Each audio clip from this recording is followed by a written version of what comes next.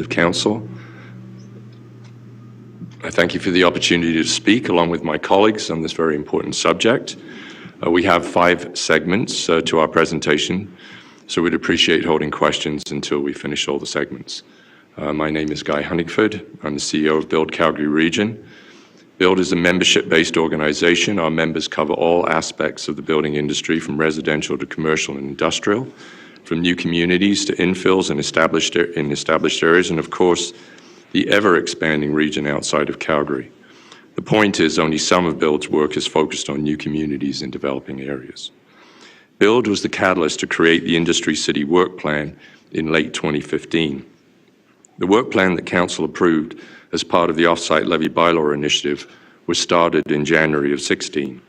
The work plan has been a key component in the interaction and collaboration between industry and the city.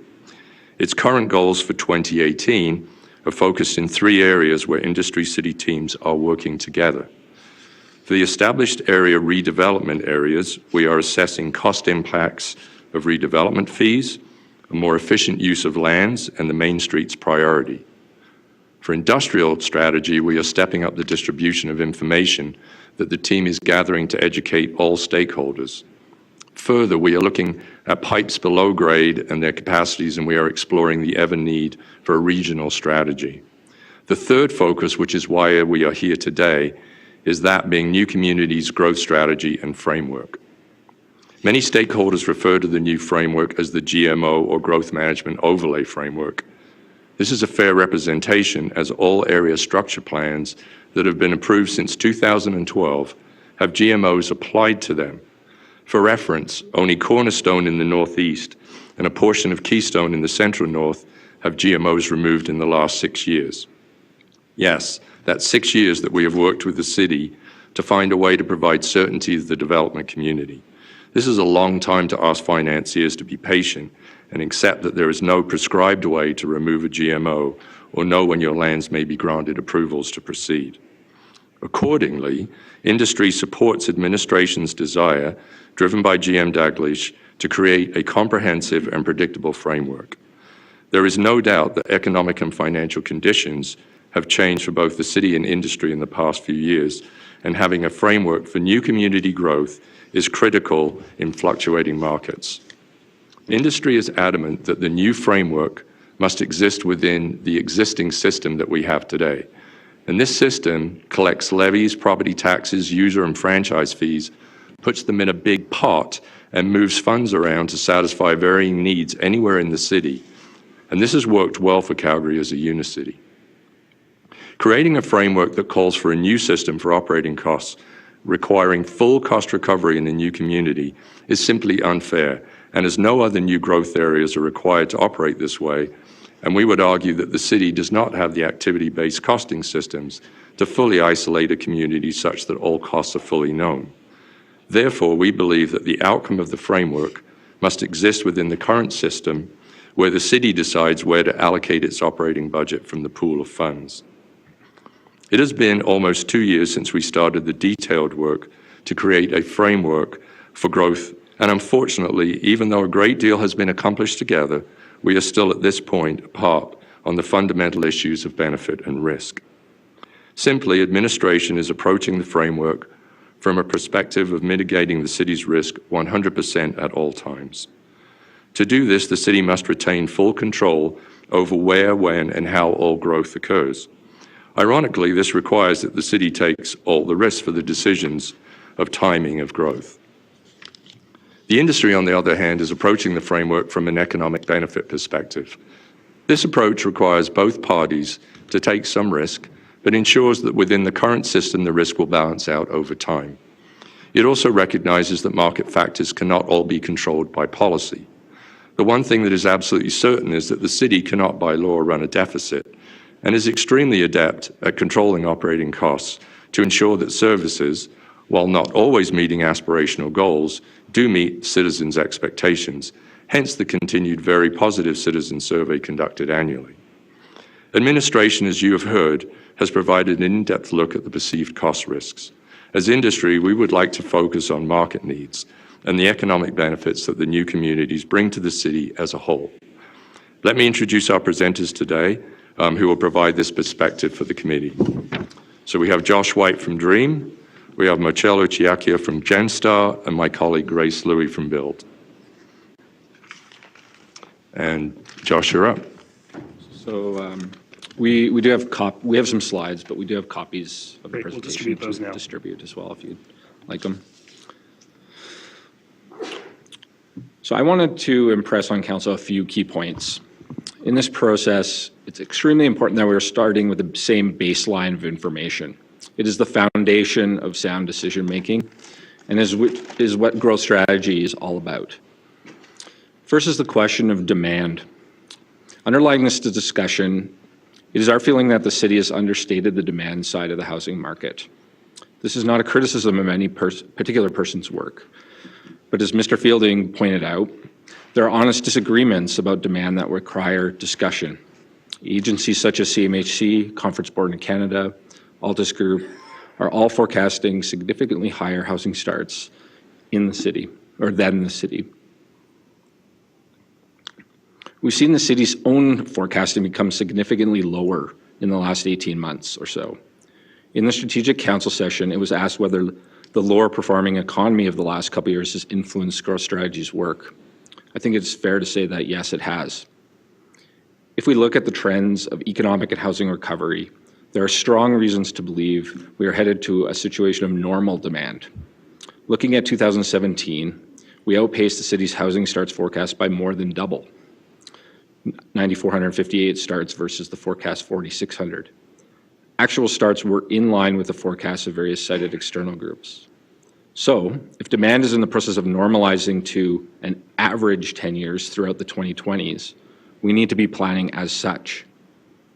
My colleague Ian Meredith from DREAM, and formerly an economic consultant with Altus Group, is here to elaborate following the presentation should you have more questions on why we can expect healthy, sustained greenfield demand going forward.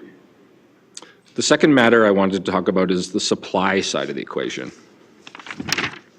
The discussion around supply is often focused on very simple, blunt number, which you've seen today, which is the aggregate years of service land and housing lots. I'd be happy to discuss further why we think that is not a useful metric when not trying to understand the market and competition. We think a better measure, while not perfect, is the number of active communities. In a historical context, we've gone from a time when we were growing over 40 communities at once to an all-time low of 21 in 2014. Council has seen growth strategies present this map a couple times, including today. It paints the picture of dispersion of active communities across Calgary and others under consideration under this process. Growth strategies has correctly acknowledged that between now and 2021, when a community is approved this year, when a community approved this year would be active in the market, at least 10 of these 27 communities will have built out and will no longer be considered active. Beyond that, there are other supply nuances, such as the number of active communities in Councillor Davison's ward that are niche offerings at this point in their life cycle, absorbing at very low numbers for single and semi-detached units, about 40 per year each. If we look again at what that means in historical context, if nothing else is done, we drop off the cliff, well below historical lows. So how do we find balance in a reasonable range of active communities to maintain? The shorthand formula is rather simple. Take the total expected demand, divide the average absorption of units we can reasonably expect in a community per year, and that tells you the approximate number of active communities required to maintain a functional marketplace. Based on various forecasts, we can expect 6,500 new units per year, divided by 250 to 300 units average per community. Therefore, you need something in the range of 22 to 26 active communities. Again, I'd be happy to explain in more detail why these assumptions are reasonable. It is important to point out we are not talking about requesting going back to 45 active communities, but we also must not go to historic lows if we are to have a functional market. Right now, if nothing is approved, we face at most 17 active communities by 2021, including a number of very low absorbing communities. So this is an exercise of balancing supply and demand, as well as private and public risk. Even in the city's pessimistic growth forecast, in aggregate, we'll have a deficit of single and semi-detached lots by 2021. Given reasonable assumptions around demand, and the total number of active communities building to completion in 2018 to 2021, the answer to the question of is more growth needed is a clear yes. Even if you allowed nearly all the business cases to move forward, you'd still have no more active communities than today. As such, we feel growth strategy's recent discussion about enabling more community growth is justified, and concern about risks can be allayed. We must remember, and this is a really crucial point, that these new communities planned under the MDP with higher density and mixed use are replacing actively developing communities already considered in the base operating budget that were planned up to 20 years ago. On the capital side, when growth management commenced in 2010, there were, for example, no levies for utilities. We now have levies that cover more the true cost of growth. So moving forward, we believe that capital operating risks are actually diminishing, not increasing. Thank you.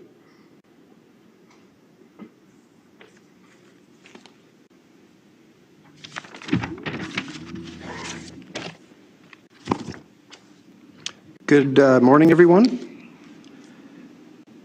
A part of our gap rests in the difference in perspectives between business and government. Industry's focus is on economic benefit and capital investment, while administration's focus is on cost risk.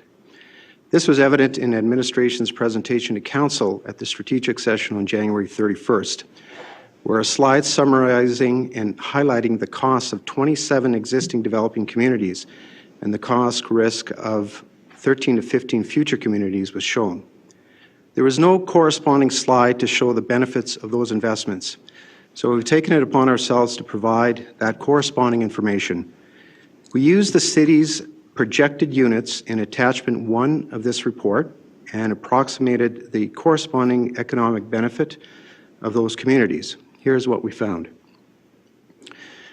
The 27 developing communities represented in the city slide housed over 475,000 people who paid over approximately $3 billion for infrastructure through levies, generated roughly $93.5 billion of economic benefit to Calgary's economy, and are now contributing $327 million worth of property taxes to the city every year.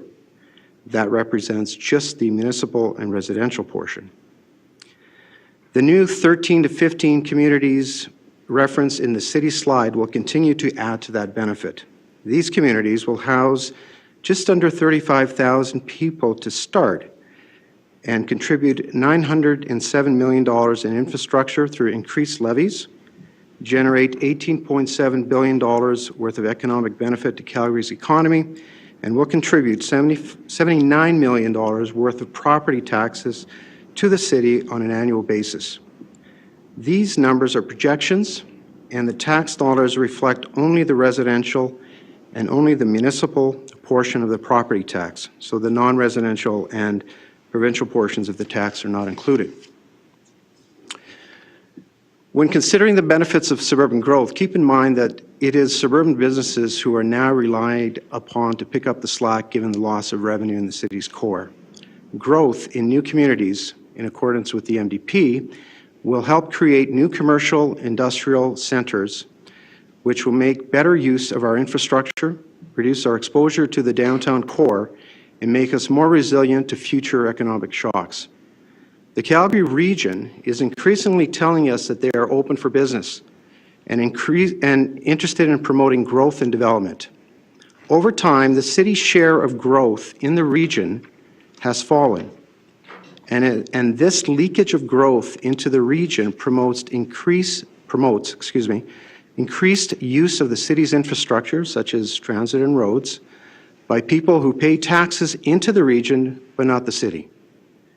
In the longer term, commercial and industrial growth follows residential growth, with greater risk of that tax base also going to the region. Calgary is currently the only municipality in Alberta that employs a growth management overlay system, and this system is not well understood by our industry. We cannot understand or gauge which new communities will get selected by the city for advancement. Sometimes the areas selected by the city leaves gaps in the market that still need to be served, but we cannot serve them. We cannot predict how communities might be selected and when communities might be allowed to start development. If we can't understand these things, then we also cannot communicate them to our boards, to our bankers, our investors, anyone who may wish to invest capital in a new community development in Calgary. As a result, investment decisions will increasingly be in favor of other jurisdictions where the regulatory risk is perceived to be lower. That could be in the region, it could be in Edmonton, it could be in other areas outside of Alberta, and including the U.S. Individual companies see this reallocation of capital directly, but as an industry, we don't measure the amount of investment dollars that leaves Calgary. That means that you as a city don't see or feel it as a loss, but it is there.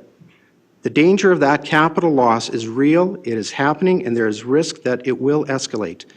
Some businesses have over 50 years of history in Calgary, believe that this is a good place to live, and want to continue doing business here, but we feel that it is increasingly more difficult to do so. Attracting new sources of capital will be more costly for the city than retaining existing capital pools that want to be in Calgary. Thank you. Thanks, Marcello. So while industry tends to focus on economic benefits and growth, it does not mean that we've dismissed the city's focus on cost impacts. Administration has shown you individually at the strategic session of council an operating cost graph that looks like this. They've also provided the operating cost chart that was used to inform that cost graph, and you can see an updated version of that in your package today as attachment 4. Administration did share the model and the cost assumptions with BILD and with our committee members in December to help explain the city's cost risk so we could better understand it. We absolutely appreciate the sharing of that information between our groups, as it did allow us to take a closer look at the model in detail and understand the city's situation. And we noticed 3 things. One is that the numbers are very proximate, and we understand the necessity of this by nature. Perhaps the presentation of the information might leave out some considerations that might be important for council to take a look at. And overall, while we do understand where staff is looking at the cost numbers, it's something that the industry cannot act upon. So our observation overall is that the city's perception of risk appears to be extremely conservative. We understand that by necessities, the overall cost assessment is based on an approximation of cost because the city does not directly capture operating cost impact or service delivery costs on a community or a geographical basis. This does not happen across the board for all services. We absolutely recognize that efforts were made to reflect some differences on the startup. Certainly, there were efforts to isolate certain costs that are more attributed to communities versus overhead costs that would be attributed citywide. But it is not precise in capturing exactly how much more or less it might cost to deliver services to different communities, be they new communities or established ones. This approach is absolutely understandable because there just isn't that lack there there isn't the data there, and also because we need to find a simple way to assess it. However, taking this approach may have also exacerbated the degree of risk and costs and may not consider a few key factors like the impact of density. If service level inefficiencies are tied to density or community form, like curvilinear streets and cul-de-sacs, then we need to consider that the more inefficient areas to service would not be in the downtown or in the Beltline, nor would they be in new communities that are designed in accordance with the MDP that requires higher densities, mixed use, and grid street patterns. The more inefficient servicing forms might be found in established areas between the downtown Beltline and in the new communities. On the presentation of the information, if we go back to the cost graph, it is important to note that the revenue line, or that area in green, approximates when revenue comes in for a new community in the form of tax dollars, but the cost line in the graph does not necessarily show when the money goes out for those costs in a corresponding manner. As an example, what you can't see in the graph is that the most significant variable on the cost line is fire response. More specifically, how the city currently interprets or applies fire response policy as growth occurs. If a fire hall or corresponding operating response is deemed to be required on day one, that gap would be very significant.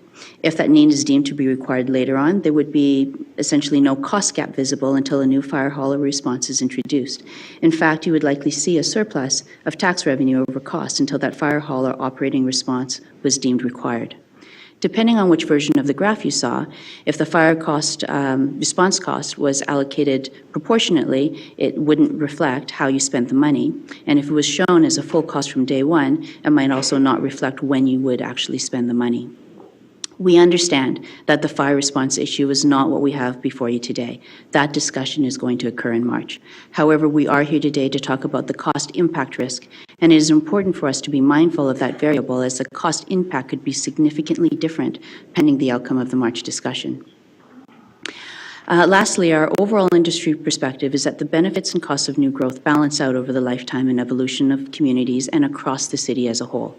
We understand that Council needs to balance service demands with costs with every operating budget that you approve, and we understand administration's concerns in looking at their operating budgets. But the fundamental challenge of whether or not enough tax dollars are charged for the services demanded is not an issue our industry can solve or fully mitigate for the city.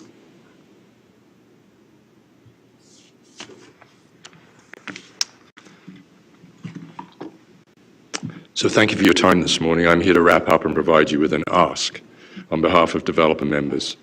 While administration and industry have worked over the last 2 years to find a way to leverage private investment, accelerate economic benefit, and mitigate risk for both parties, we are, as noted, facing a gap that we need Council direction to bridge. I do want to point out that working on this file together has allowed each party to learn a great deal about our respective challenges and needs. Being educated and sensitive to these issues is always a good thing.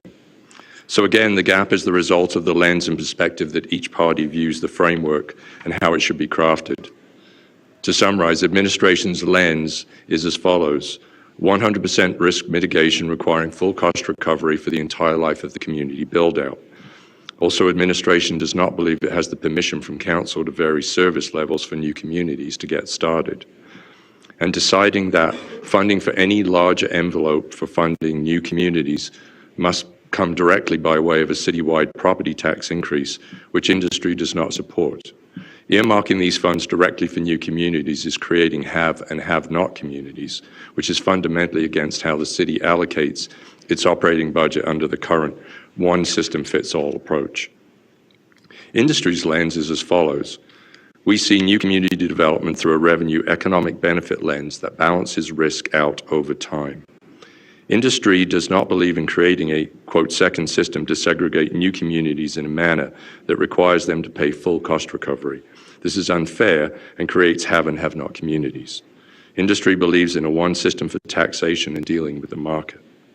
Industry believes that the magnitude of the cost assumptions and risk that administration has presented is overstated, as you've heard.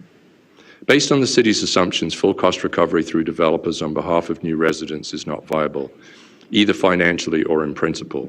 As stated, full cost recovery allocated to specific communities creates a two-tiered system, and we do not support that. As a result of these fundamental differences, administration has crafted a recommendation that reflects the current system where the city retains complete control over where, when, and who gets to advance their lands. So on to our ask. BILD supports administration's recommendation to approve a number of new communities as it finally allows some lands to move forward. This is a positive step. We look forward to Council approving these new communities for advancement in June. That said, the city recommendation does not provide a process for a developer who does not get chosen in June to approach the city with a privately funded and operating solution to advance their lands. Therefore, BILD requests that Council directs administration to work with BILD to create a financially viable and mutually supportable solution that allows developers to advance lands for GMO removal outside of the city's budget and report back through PFC with a solution by Q4 of 2018. We would request that this work be commenced by administration in June, July, immediately following the June decision that determines the new communities. We believe this is a win for all. It allows for some lands to open in June, which is critical to the supply-demand concern, but also provides a mechanism for a developer to advance lands outside of city budgets in a manner that can respond to changing market needs while mitigating risk for the city.